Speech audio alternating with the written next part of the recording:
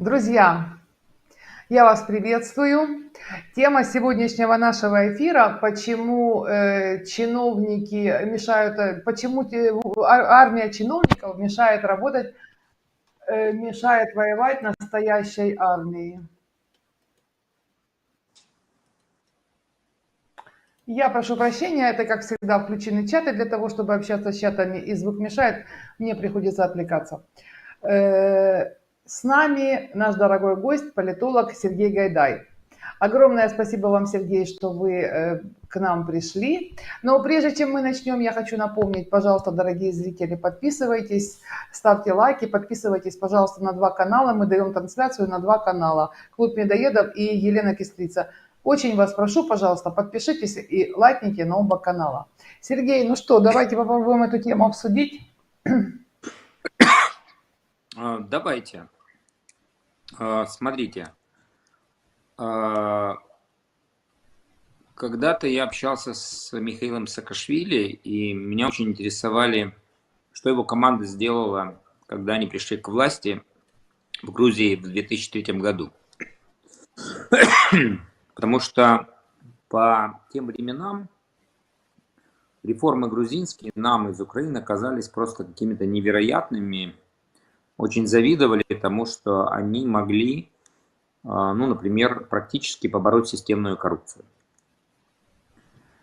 И среди прочих вещей было следующее. Во-первых, сразу, ну, среди таких экзотик, как, например, все здания, в которых сидела прежняя управленческая, скажем так, братья, чиновники, министерства, ведомства, прочие, Саакашвили запретил там, в принципе, работать. Я его очень неплохо понимаю, потому что когда-то, я помню, работал в одном из избирательных штабов, и к нам с инспекцией приехал, ну, такой вот довольно высокого уровня западный управленец. А так случилось, что он приехал практически ночью, и из штаба все ушли, и только я один там был, молодой такой политтехнолог. Он приехал в штаб и говорит: я хочу познакомиться с штабом. Я говорю: вы знаете, вот давайте завтра утром, потому что никого нету. Он говорит: а мне никто не нужен. Можно я пройдусь по штабу и посмотрю, как организовано ваше рабочее пространство? И это мне скажет о том, насколько эффективно управление вашим штабом в разы. Вот просто води меня и говори, кто где сидит, кто как находится. Меня это настолько тогда молодого поразило. Возвращаясь к тому, что я много раз видел в наших министерствах. Ну, во-первых, большинство наших министерств это 30-е и 50-е годы. Это принципиально другая система управления. Это коридоры и комнатки. Это чистая бюрократия. Почему? Потому что в коридорах и комнатках сидели люди, которые работали с бумагами, с огромным количеством документов. Там им было удобно писать, потом по коридору куда-то их переносить, доставлять и так далее. Современное управление давно таким не занимается. Сегодня хороший офис, чаще всего это open space, если понимаете этот термин. Это открытое пространство. Open space пришли у нас, кстати, из организации, когда газетной. То есть, когда газета должна в очень быстром темпе доставлять качественную информацию, то как устроена редакция? Все друг друга видят, все сидят за огромным столом, а главный редактор видит весь офис. То есть идет такая вот коммуникация. Так вот, Саакашвили повыселял всех из прежних зданий. Для каждых, скажем так, для каждого здания было, для каждого министерства, для каждой установы было построено отдельное здание. Я был во многих из них, там это современные такие open space, открытые офисы, открытые пространства. И я в Украине до сих пор понимаю, что наши братья, наши чиновники сидят вот в этих коридорах, в этих комнатках. И я прекрасно понимаю, что их качество работы совсем не волнует. Это совсем не важно. Это первый фактор. А второй фактор: сразу с приходом команды Саакашвили 50% министерств, ведомств и прочее было просто устранено за ненадобностью. Они, в принципе, в современном мире не нужны. А в остальных принудительным способом было сокращено, скажем так, на русском не всегда могу уже подобрать слова, личный состав был сокращен на 50%. То есть, если посчитать по-математически, то 75% чиновников были просто уволены. И если вы думаете, что в стране начался какой-то управленческий хаос, начались проблемы, нет. Вместо старой, коррумпированной, неэффективной системы, наконец стала возникать эффективная, хорошая, качественная система. Поэтому я лично считаю, что Украина заждалась тотального сокращения госаппарата. В современных условиях он не нужен. А война этого требует очень сильно. Если я сейчас правильно вспомню цифры, то меня бесконечно волновало, а сколько же у нас в принципе людей участвуют в государственном управлении. Вы должны понимать, что современное государственное управление – это не генерация каких-то ценностей. Это не производство товаров, денег, добавочной стоимости. Это люди, которые своей работой считают вмешательство в такую деятельность, контроль над ней, создание всяких, вот сейчас модное слово есть у наших чиновников, блокеры. Создание блокеров, то есть препятствий. То есть они как тромбы в большом организме, которые мешают здоровому метаболизму, здоровому обмену товаров, информации и прочего.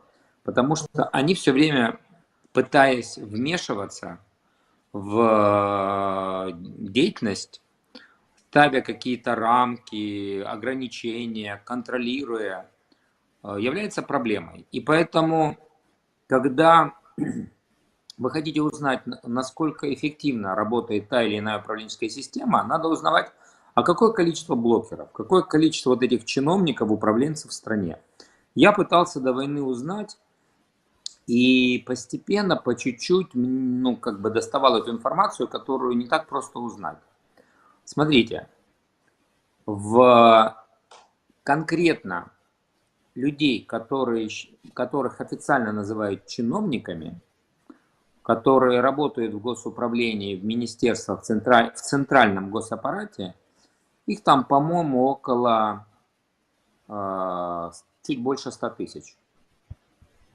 Это инспектора, это работники министерств, это работники, которые занимают конкретные официальные должности.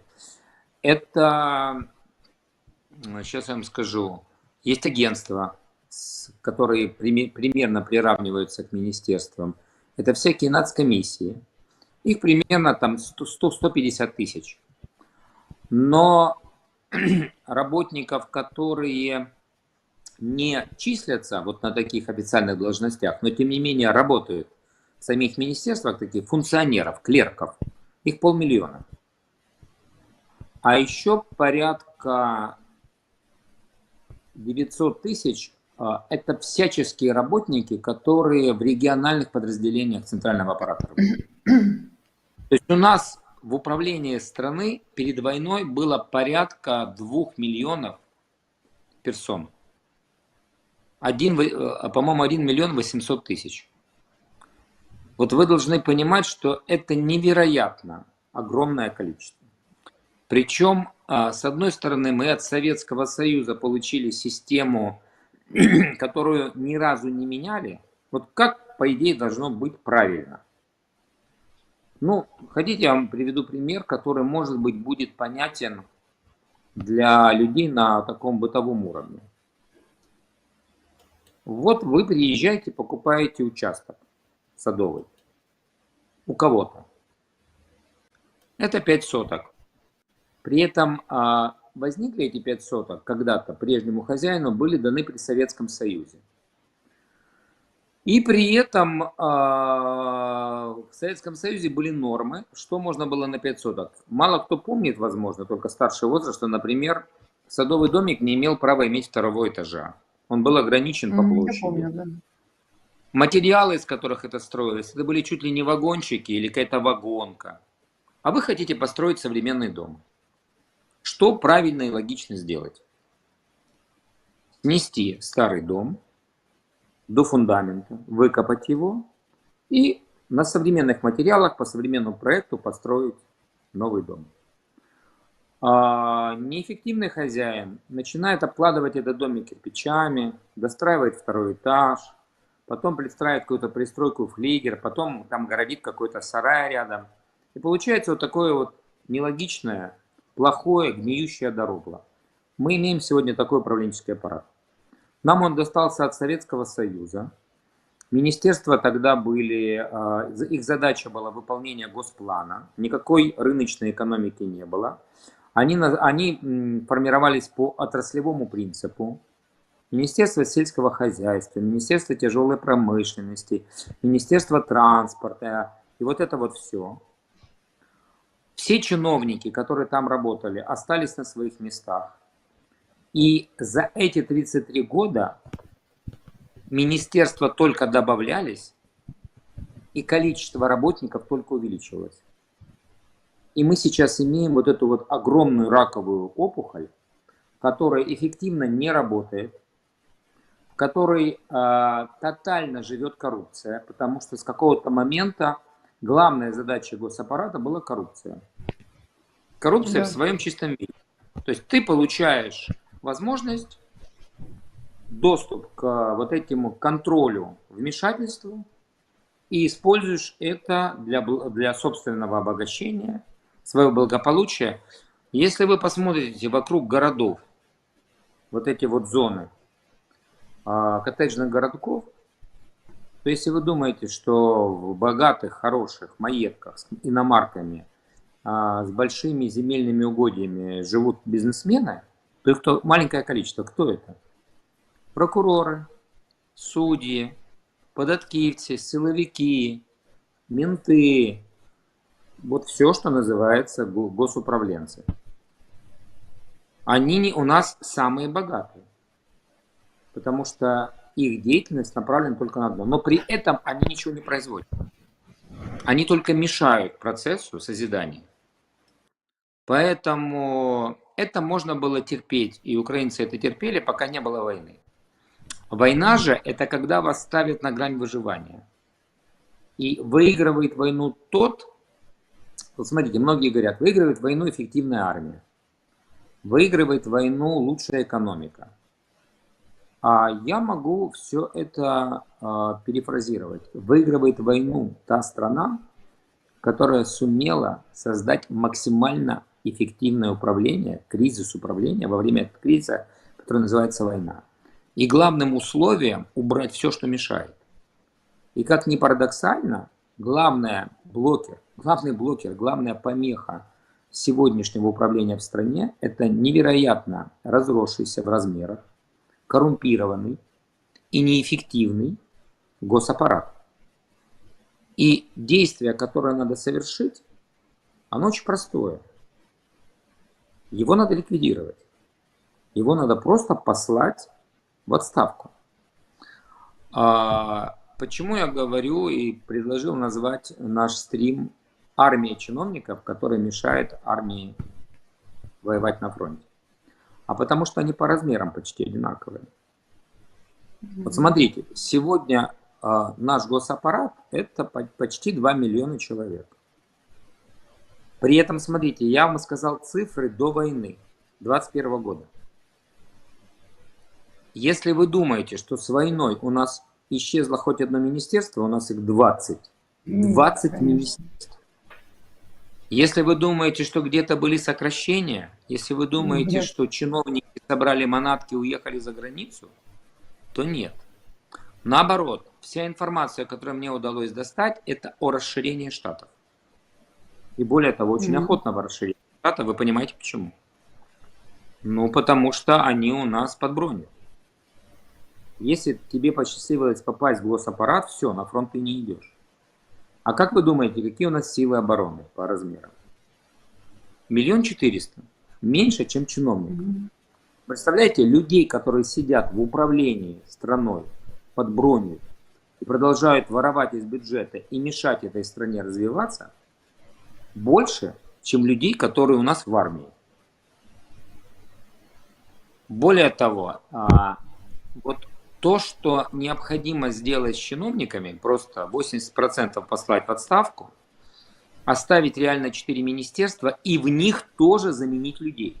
Потому что оставшиеся люди тоже являются носителями вот этой неэффективной культуры, где ты работаешь не ради управления, а ради личного благополучия, совершенно не понимая, как действует всего, что надо делать сегодня в современных условиях. И как? Ну, я вам такой пример назову, он очень странный. Смотрите, у нас в системе вооруженных сил существуют военкоматы, которые теперь называются ТЦК. Если бы им дали задание в их прежних, вот прямо им дали задание, обновить данные всех мужчин, данные которых не обновлены, то они бы этим занимались, наверное, года 4. А одно приложение Резерв Плюс это сделало за пару месяцев. Вопрос, нафиг они нужны? Нафиг эти люди нужны? Их надо собрать. А в основном мы знаем, ТЦК это здоровые бугаи, которые отлавливают по улице несчастных инвалидов, пенсионеров и цивильных, и хипстеров. Это отдельная бригада боеспособная. Причем их даже мобилизовать не надо, они уже в армии. Говорят, там очень много инвалидов, воюющих с фронта. Причем это говорили люди, Это которым отговоры. я верю. Это такая отговорочка. Я чуть не видел среди 20 мужиков, которые вышли на облаву, инвалидов с фронта. Вот не видел. Это, знаете, вот что говорить, если вам говорят, сами идите на фронт? Скажи, что ты инвалид пришел с фронта. Инвалид в ТЦК не пойдет. Это Нет, тяжело. ну не инвалид, а ограниченно годный. Нету в армии понятия ограниченно годный. Ну, Раненого было вот реабилитировать. старое то понятие ограниченно годный. Помните, до последнего закона? Это все мифы, это все бла-бла-бла. Я разговаривал с огромным количеством людей, относящихся к армии, они говорят, ТЦК нафиг не нужны. То, кого они отлавливают, это не боеспособные люди, которые прибывают к нам на фронт, и это балласт и проблема. Среди десятка только один более-менее после какого-то научения способен что-то делать в окопе. Остальные это балласт, это потенциальные погибшие, за которых потом придется семьям выплачивать. Это потенциальные сдавшиеся плен, и еще хуже, это потенциальные дезертиры, покинувшие место боев. Потому что если человек не мотивирован, не научен и не оснащен, он не способен. Теперь вопрос. Вот эти сидящиеся в тылу, огромная армия чиновников, их так много, они армии помогают? Нет. Они выделяют из бюджета достаточно средств, чтобы создать боеспособную армию? Нет.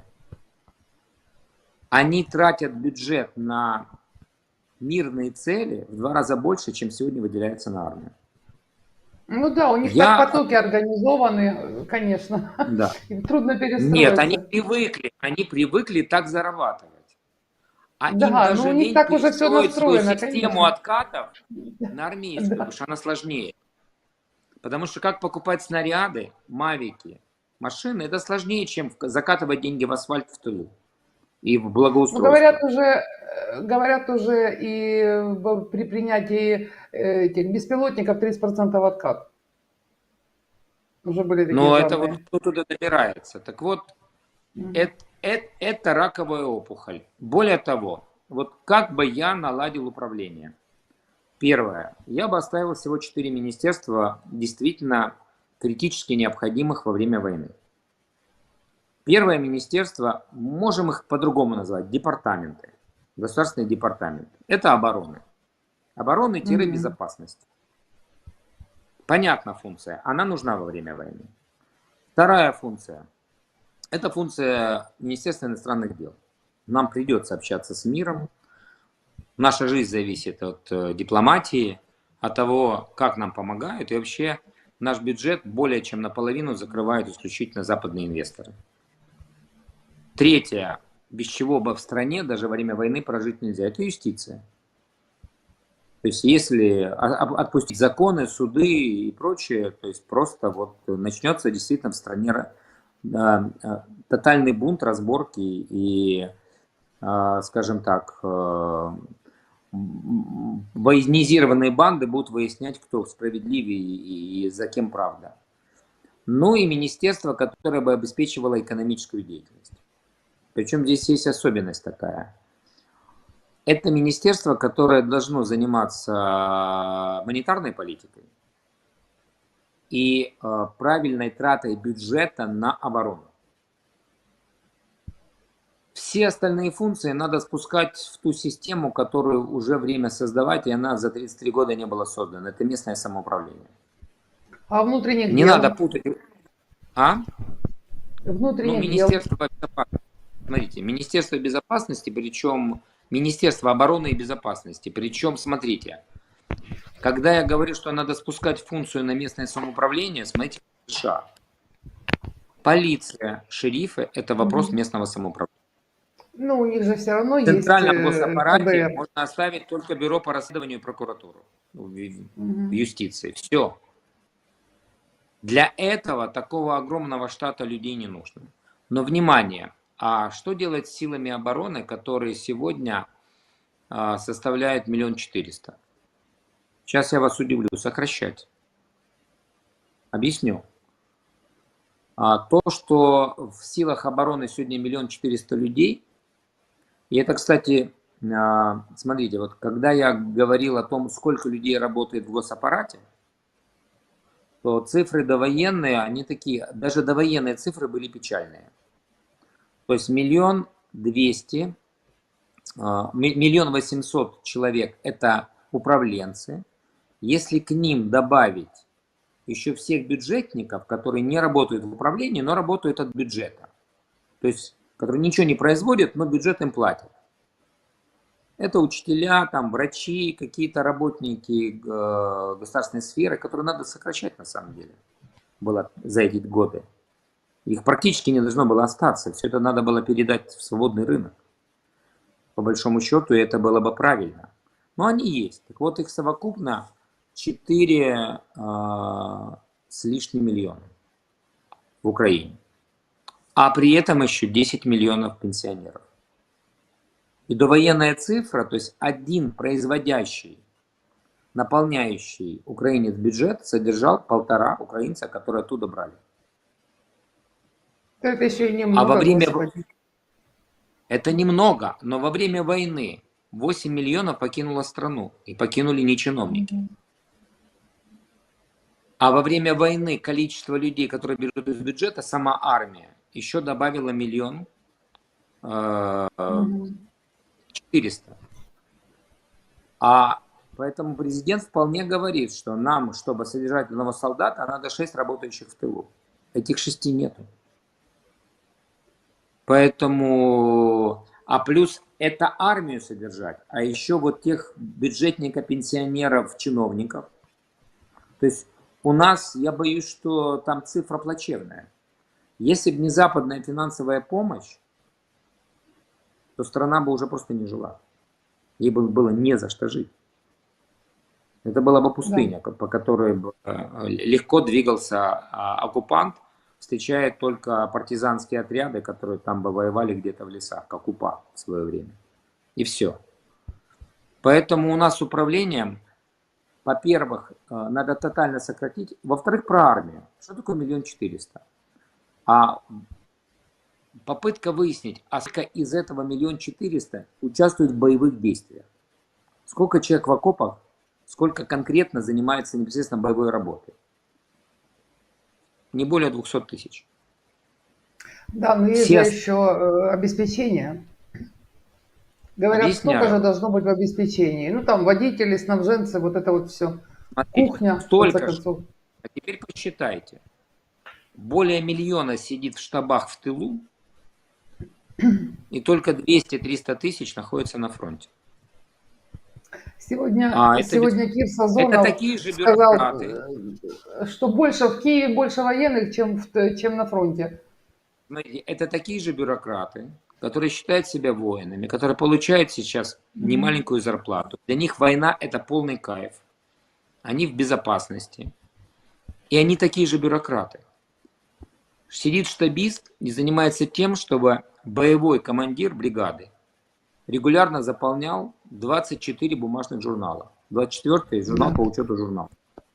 Они Мгм. нафиг не нужны. Их надо увольнять из армии. Они не обеспечивают боеспособность армии, они ее на самом деле ухудшают. Я интересовался по количеству людей, какая армия нам сегодня нужна, не только чтобы сдерживать врага, а еще побеждать на фронте. И цифры примерно такие. Если предположить, что армия должна быть настоящая, профессиональная, то есть когда вас не ловят на улице, не вяжут и не посылают на фронт, вдав автомат и гранату, и вы гибнете в первом же штурме, потому что с той стороны таких в 2 раза больше. И у них в 2 раза больше патронов, снарядов и прочего. А если вы приходите в армию, вы получаете одну из самых высоких зарплат в стране, ваша профессия является самой опасной, но при этом и самой престижной в стране, вы посвящаете этому почти всю жизнь, потому что, чтобы чему-то научиться, надо этому учиться долго. Если вы знаете, что командиры вас берегут как зеницу ока, как очень дорогой актив, если вас так оснащают оружием, что к вам враг и подойти не может, потому что это миллионы дронов, это самая высокотехнологичная артиллерия, бронетехника, рэбы и прочее, куда надо вложиться, государство очень серьезно, а не в дороги, стадионы и прочее. Тогда, в принципе, когда соотношение, еще американцы считали, что один профи, солдат, это 4 призывника. Сегодня это соотношение, это 1 к 10. То есть один профи уничтожает спокойно 10 людей мясного штурма. Я видел репортаж Юры Бутуса с парнем, который, я вам скажу, отнюдь не городской интеллектуал. А бывший сварщик, но правда молодой, лет ему 25-26, из провинции. Он освоил профессию оператора дрона FPV. Вот как вы думаете, сколько подтвержденных на его счетов уничтоженных российских оккупантов? Не знаю, наверное, много. 450 батальон. Ого. Потому что он профессионал. Он стал профессионалом, он освоил эту профессию. Он с врагом никогда лицом в лицом не встречался. И вот если армия будет такая, вот так сделана, а это надо поменять командиров советской школы, которые привыкли воевать только людьми, посылая их в атаку, И, то наверное, рекрутинг отдать подразделениям, да?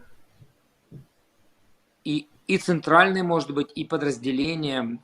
Тут не важно, если даже он будет центральный, то главное условие рекрутинга, помимо высокой зарплаты подготовки, это выбор профессии и выбор подразделения. То есть вы в Ну рекрутном да. центре говорите, я хочу в 3-ю штурмовую, или я хочу в Хартию. Я про них много знаю, видел, или у меня там друг служит. Или друзья мне рассказали, какие там классные командиры. И рекрутинговый центр может направить только туда. У тебя, это вот, как вот на работу вы принимаете хорошего специалиста, он вправе выбирать, где работать, в какой фирме. Когда он приходит в кадровое агентство. Так должно быть и при рекрутинге. И тогда уже не важно. Просто сейчас есть ТЦК, который отлавливает мясо по улицам и в городах. А рекрутинговые центры отлично работают конкретно от конкретных подразделений, куда люди идут добровольно. Та же 3-я штурмовая. И у них, поверьте, нету кадрового голода. Наоборот, у них есть отбор. Они многих на этапе подготовки отсеивают, потому что они понимают, что человек не соответствует тому, что кто им нужен на фронте, подразделение. Поэтому я к цифрам перейду. Правильная армия сегодня в Украине это примерно 350 тысяч людей, которые принимают участие в боевых действиях, профи. При этом их надо не только оснастить правильным оружием в достаточном количестве, самым современным, и подготовить. Их надо закрыть в фортификационные сооружения, которые наше государство не строит. Я не понимаю, почему велике будівництво не объявить, залить бетоном наши границы. Вот. Потому что сегодня перемещаться просто даже в открытом окопе нельзя, FPV дрона. Он должен быть закрыт сверху бетонным прикрытием. Хамас может себе позволить построить подземные заводы ракет, наши не могут нормальные окопы сделать. Солдаты их роют руками и находятся там в грязи, извините меня, с опасностью все время быть пораженным либо кабом, либо FPV-дроном, либо снарядом, осколками и так далее. Поэтому, и вы правы, есть два подхода. Одни говорят, нужно столько же людей в обеспечении, но по-любому тогда эта армия в 2 раза меньше, чем сейчас. Либо, говорит, обеспечение отдать на аутсорсинг гражданским. Это будет огромная отрасль экономики. Кормить, возить, стирать, мыть, извините меня, лечить вполне может предприниматели. Это откроется огромный рынок, а не армейцы. Солдат должен только воевать. Ну, Готовиться будет ли это воевать. так организовано, так надежно? Вот, допустим, вы говорите про лечить. Военные врачи и невоенные врачи, ну, как бы они по-другому Худшее, что подчиняются, там есть в другое медицине, подчинение. извините, при всем уважении к военным медикам, к героическому труду, это очень плохо организованная система. Если бы я не дружил с Геннадием Друзенко, позовите его в эфир, Мгм. который продолжает частным способом добровольческий свой госпиталь, то это небо и земля, как работает ПДМШ и в каком они конфликте с медицинской и армейской службой. И насколько те непрофессиональные и насколько они не обеспечены, в отличие от ПДМШ.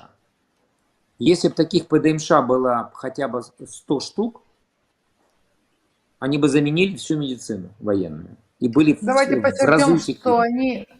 что они не профессиональны организационно, они врачи. Врачи-то, в общем-то, там вполне себе профессионалы в военных госпиталях. Безусловно, это Организация, прежде всего конечно. логистика и обеспечение. Но Мгм. и если вы думаете, что государство им помогает, оно с ними воюет, они даже бронь им не дали. Можете себе представить, люди, которые Да. работают на передовой, эвакуируют оттуда больных, доставляют. А бывшая очильница медицинской службы, забыл ее фамилию, давала приказ госпиталям, если привозят ПДМШ раненого, не принимать его. Стабилизированного, прямо с фронта, с смертельно опасными ранениями. Можете себе представить, что такое чиновник? Ну, потому что они Он и в все там армии. за свои интересы и за свое влияние борются, а не за дело. Чиновников надо убрать не только из госуправления, их надо вычистить, в том числе и из армии. Они там мешают воевать. Армия, наконец, должна стать профессиональной, компактной. Ну, вот знаете, я приведу вам такой мем, часто его в интернете видел. Что такое вот про эффективность работы? Это когда один копает траншею, рабочий, а 10 стоят вокруг, и там написано начальник, замначальника, по снабжению, там, маркетолог и так далее. Как должно быть? 10 рабочих копают траншею, а в управлении один. Это ровно то же, что физики. Если кто-то помнит курс физики, знает такое понятие, как коэффициент полезного действия. Мгм. Эта формула выглядит примерно так. Количество затраченных усилий, ресурсов, а люди это ресурсы, на результат. Да? Так вот, смотрите, количество людей в управлении больше, чем те, кто работает. Это колоссальная неэффективность. Это нафиг не нужно на самом деле. Более того, вот знаете, я разговариваю со многими людьми, прошедшими вот опыт чиновников государственного, они мой разговор воспринимают как полный ужас. И в их парадигме и концепции люди в своей массе это такие неразумные дети с криминальными наклонностями, а роль государства надо контролировать их шаг. Надо везде вмешиваться, все контролировать и всем руководить. Чего нету в их доктрине понимания, что людское сообщество, особенно современное, технически оснащенное, очень сильно за последние годы, как бы сказать, оснащенное коммуникативными технологиями, чаты, общение, приложения и прочее, разные электронные сервисы, оно самоорганизующееся. Вот если сравнивать, я долго думал о медицине, Медицина же это очень забавная такая вещь. Значит, вот такой классическая доказательная медицина, классический врач, прошедший обучение и практику такую серьезную, вот это же не про здоровье, это про болезни. В его парадигме организм вылечить болезнь не может. Поэтому нужно вмешательство извне. И он для этого и существует. Либо вам впрыснуть какой-то химии, либо скальпелем залезть, что-нибудь отрезать, поправить, сшить. И он только так видит вас. Чего современная медицина, вернее так, классическая, стандартная медицина не понимает, что природа за миллиарды лет выработала самого лучшего врача, который только существует. Это иммунитет. И базовая задача терапии, нет, я понимаю травматическую медицину, когда у вас раздроблена кость, когда у вас оторвало ногу, там деваться некуда, это хирургия. Надо механически это все собрать, слепить. Или вот мне спасли глаз когда-то. У меня оторвалась сетчатка, и без конкретного хирургического вмешательства, если бы ее не заварили, я бы сейчас не видел. Да. Но терапия, это там существует иммунитет. И главная задача врача не заменить его, а создать ему условия, чтобы он вылечил организм. И они банальные, но это очень невыгодно, они страшно банальны. Пей больше жидкости, продолжай двигаться, да, перестань есть, дай организму, условно говоря, дополнительно, что еда очень энергозатратна, то есть иммунитет может вылечить практически 99% хронических болезней. И медицина, да, иммунотерапия. Вот единственное направление медицины. Вот смотрите, в управлении социумом ровно так же. Да. Социум это самоорганизующаяся система, ей не надо мешать. Рынок сможет произвести любые товары. Если вы отдадите управленческие права на уровень громад, сообществ, ОСББ, поверьте, они сами себе сумеют организовать жизнь ничуть не хуже, а то и лучше, чем любое вмешательство далеко сидящих чиновников. Вот этого тотально не понимают. Люди, которые имеют хоть какой-то опыт в Украине, а чиновники, они считают, нет, люди не способны сами ничего. Их надо на каждом шагу, надо во все вмешиваться, на каждом шагу надо контролировать, и без государства ничего не получится. На самом деле 90% людей законопослушны. Да. И все, что вы должны создать, это условия, чтобы люди умели самоорганизоваться. И в Украине это не раз бывало. Не один раз Украина показывала. У нас что, была армия до 2014 года? Она возникла из добровольческих батальонов. У нас Министерство обороны умело снабжать армию. Отсюда волонтеры. И до сих пор волонтеры работают эффективнее и лучше, чем Министерство обороны. И если мы вспомним периоды, когда наши чиновники куда-то девались, вспомните, там разные Майданы, там самая спокойная, да, приятная и удобная жизнь была, когда их не было. Совершенно верно. Я вам более того скажу, это ужасно, конечно. Но когда русские штурмовали Киев, эти 2 месяца, чиновники, может, где-то и были, но их было не видно.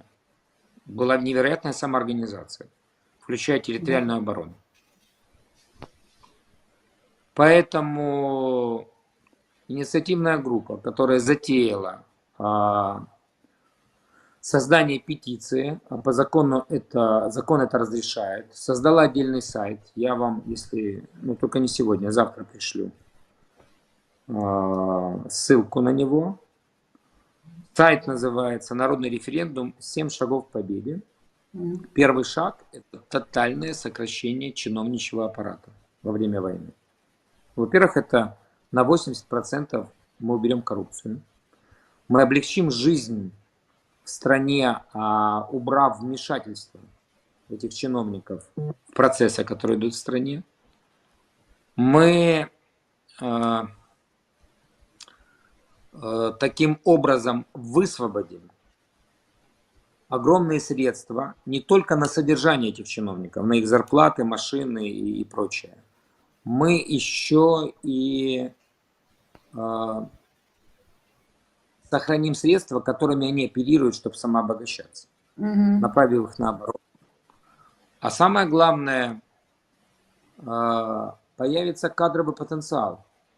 Если мы сократим 80%, это более миллиона, то как минимум половину из них это мужчины призывного возраста, обязаны идти служить, потому что они чиновники. Вот вам, пусть они идут в ТЦК оформляться. Причем можно это делать добровольным способом. Хочешь остаться в госуправлении, надо служить. Не хочешь — люстрация. Больше никогда тебе полный запрет на государственную управленческую деятельность. Раз ты не способен пройти тест на патриотизм и служение обществу, тебе не место в госуправлении. Ну, я бы на этом и закончил.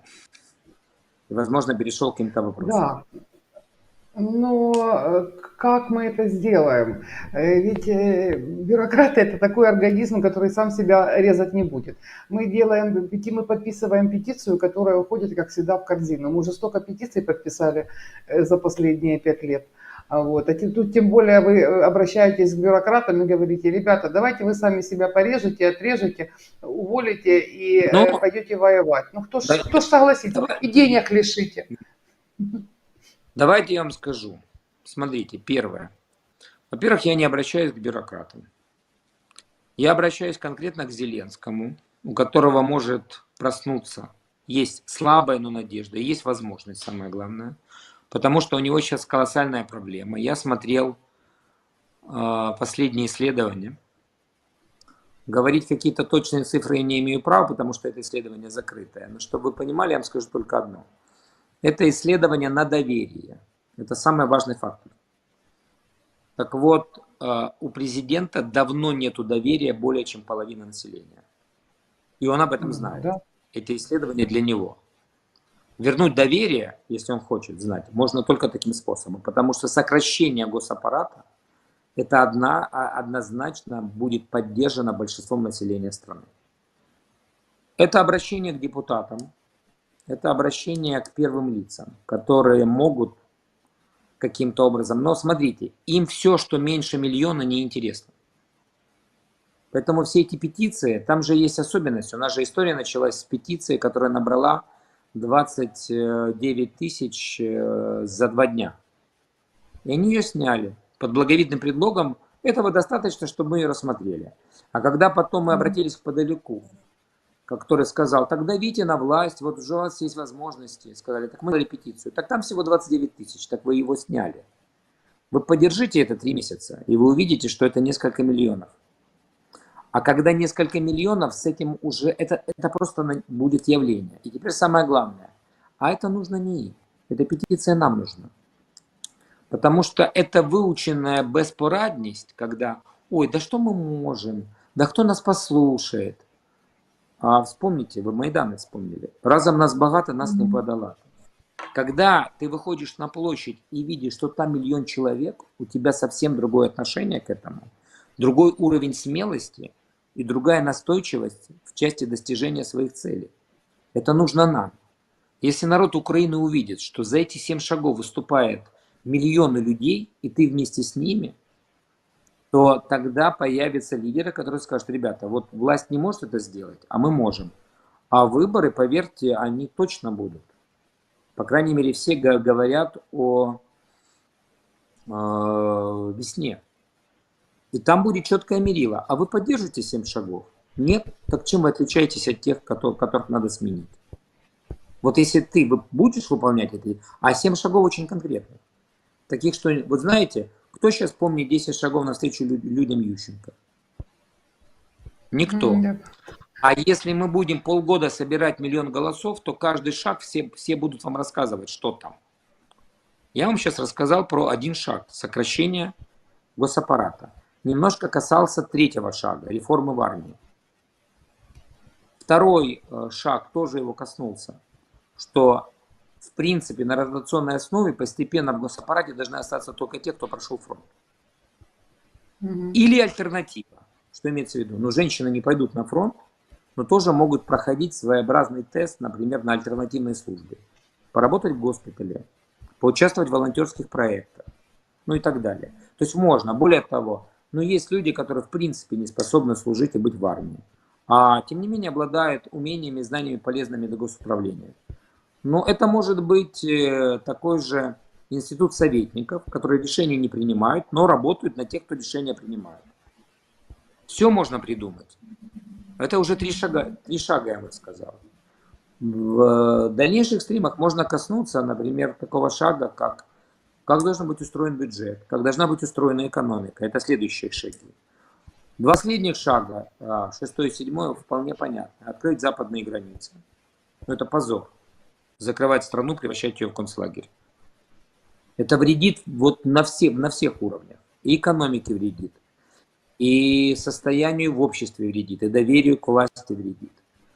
И мы очень плохо выглядим для демократической цивилизации мировой, которая нас должна поддерживать. То, что мы закрыли границы и не выпускаем людей, они у нас тонут в ТИСе. Тем не менее, кому нужно, сбегают. Вот. А седьмой шаг, он наиболее сложный, это начать диалог с обществом для выработки законодательства, которое позволяло бы проводить и менять власть даже во время войны. Начать проводить опросы, открытые, вот как наш опрос. Это открытый опрос. Чего хотят люди? Вот 7 шагов, они этого хотят. Посмотрим, если мы наберем хотя бы первый 1 миллион голосов, об этом уже можно будет публично разговаривать. И отвернуться от этого будет тоже сложно. Это не группа маргиналов, которые что-то там хотят. А 1 миллион голосов – это очень серьезная часть общества. Мы разместим под эфиром обязательно ссылку на эту петицию. Ну и там в своих соцсетях вы мне бросьте, пожалуйста, а мы разместим. Пусть люди подписывают. И мне очень хочется провести с вами эфир по поводу того, какая будет, вот по поводу шага про экономику. Вот мне это интересно, для меня это интересная тема, и я... Смотрите, я не экономист. Я вот как раз лучше всего про 7-й шаг говорил, это моя специальность. Про армию надо говорить с армейцами, которые есть у нас в группе. Про экономику надо говорить с Павлом Себастьяновичем. Он это очень неплохо. У меня был эфир, мы с ним проводили эфир. Я просто думала, может, у вас тоже какой-то... Я бы на каждый шаг взял бы 7 экспертов, я был бы среди них. Очень хорошо про открытие границ говорит Алейс Дани. Прекрасно говорит. То есть я бы нашел 7 спикеров. Ну, первый шаг сокращения чиновников уже я выступил и готов взять на себя первый шаг и 7-й. А остальные вот надо звать людей из инициативной группы, которые стоят за этим народным референдумом. Мне прям не терпится спросить, это такая больная тема. А как же мы без налоговой-то будем обходиться? Знаете, даже президент как-то нам сказал, не знаю, кто его научил, о том, что налоги можно собирать без налоговиков. Их надо на фронт отправить. Ну а чем вам плоха банковская система, которая бы собирала с вами? Нет. Зачем налоговик, чтобы собирать налоги? Вообще не нужны, в принципе. Причем они еще и мешают, влияют. Я даже просто приведу пример. Их сейчас там физически есть где-то 21,4 тысячи. Вы, открывая, смотрите, налоги у нас платят, это меня Поперешнюк Владимир, который владелец Новой почты, научил и доказал, что налоги у нас платит только одна страта общества. Это предприниматели. Больше никто налоги не платит. Потому что налоги могут платить только те, кто производит деньги. Даже когда любой другой, получающий деньги из бюджета, из зарплату, платит налоги, это все равно деньги предпринимателей. Потому что деньги предпринимателей попадают в бюджет, а потом с них еще забирают налоги от бюджетников. Если вы платите зарплату, то вы даете сначала деньги своим работникам, а они потом платят налоги, но это ваши деньги. Поэтому, как только вы начинаете предпринимательскую деятельность, вы что делаете? Вы открываете счет в банке. Что нельзя банку поручить снимать с вас налоги, причем автоматически. Налог с транзакции, это ничего хорошего в этом. Нет, я вот тут не согласна. Причем здесь налог с транзакции? Еще раз говорю. Сейчас вот вы, вы ФОП, нет? Да. И я ФОП. У вас же ФОП оформлен где там? В Приватбанке, например. Да. Там же не налоговая снимает. С вас банк забирает необходимые налоги и отправляет налоговые. Почему нельзя отправлять напрямую в бюджет? Я не просто ФОП, я еще и ФОП-бухгалтер. Ну, То есть зачем я хорошо налоговик эту нужен, знаю сферу. чтобы какую-то часть денег отправить в бюджет? Не, налоговик Ему нужно. вообще не нужен. Это балласт. Они просто занимают наше время. Они последнее время, я смотрю, просто доказывают свою полезность бесконечными звонками, письмами. То есть уже, знаете, вот письмо на письмо, они уже начинают там контроль на контроль. То есть у них ощущение, что наши чиновники, при том, что нас стало всех меньше, это не только налоговая, и им настолько уже нечем заняться, что они придумывают себе работу даже вот просто вот ни о чем. Раньше только о деньгах, Ну, а теперь вообще я как бы вам, ни о вот чем. я этот час вам это рассказывал, что это раковая опухоль, Да, да, да, которая да. считает необходимым вмешиваться во все, всем заниматься, но это нафиг никому не нужно. Кроме Они того, что это забавные уже мешает. стали даже. А? Они стали забавными. Ну, я думаю, что мы уже утомили ваших зрителей, и уже поздний час, поэтому можно на этом. Единственное, что я скажу еще, что давайте так, я вам дам ссылку на петицию, дам ссылку на канал, где я работаю генеральным продюсером, это YouTube канал ProUA. И Мгм. если вы не против, я являюсь амбассадором торговой марки, часовой торговой марки украинской Клейнот, серии часов для военных. Гражданский, покупающий эти тактические часы, автоматически 20% от цены донатит фонд «Повернись живым». Вот они у меня, не знаю, как Мгм. показать, вот так. Часы Не очень видно. достойные, Вот так, да. Мгм. Видно. часы очень достойные. Почему? Потому что, знаете, я им слоган придумал. Украинская душа со швейцарским сердцем. Механизм швейцарский, хотя не по цене швейцарский продается. Дизайн украинский, потому что символика наших войск. Ну и они Мгм. тактически созданы. Вот, как ни странно, военный в окопе хорошо понимает, что до сих пор часы на руке – это важный элемент. В обычной жизни уже давно его заменяет любой другой гаджет, а там они нужны. Мгм. Это торговая марка Клейнот, кстати, единственный реально украинский производитель часов. Давайте ссылочки, я их размещу у нас под эфиром и на своих соцсетях. Я видела ваш пост, кстати, в Фейсбуке про эти часы, все. Давайте, с удовольствием. И я хочу напомнить снова нашим зрителям, чтобы они лайкали, подписывались на оба канала, пожалуйста, Клуб Медоедов и Елена Кистрица. Нам будет приятно. И кроме того, алгоритмы YouTube устроены так, что это собирает наибольшее количество единомышленников. И я хотела еще просто, знаете, что, спросить. А вот мы обращаемся к Зеленскому. Но мне кажется, что у Зеленского при такой структуре власти не хватит возможности ее поменять. То есть вот мне больше нравится та идея про лидеров, которые появятся и будут продвигать эту идею на выборах. Но нет, у Зеленского все необходимое, чтобы любые изменения в стране сделать есть. У него нет главного. У него нет желания, понимания и политической воли.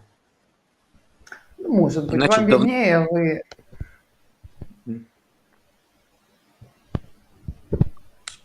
может быть и так. Мне А кажется, что пять все-таки эффективных что менеджеров вокруг, тормозят. вдруг, вдруг он неожиданно где-то найдет эту петицию, они ему скажут, да нет, это бред городских сумасшедших. Все устроено должно быть Ну да. по-другому, без вот этого огромного чиновничьего госаппарата. Просто вы, Владимир, как его, Александрович, да, не выживете. И он в это свято верит. Может быть, вы и Хорошо. правы. Спасибо вам за эфир. Я надеюсь, Да. что вы не последний раз к нам приходите. Тем, которыми вы владеете, много. Вы человек разносторонний. Я думаю, что мы еще сделаем не один с вами эфир. Вы всегда для нас очень дорогой и приятный гость. Огромное вам спасибо. И Вам тоже. огромное спасибо всем зрителям, которые нас смотрели. Лайкайте, подписывайтесь. Обняла и несите мед.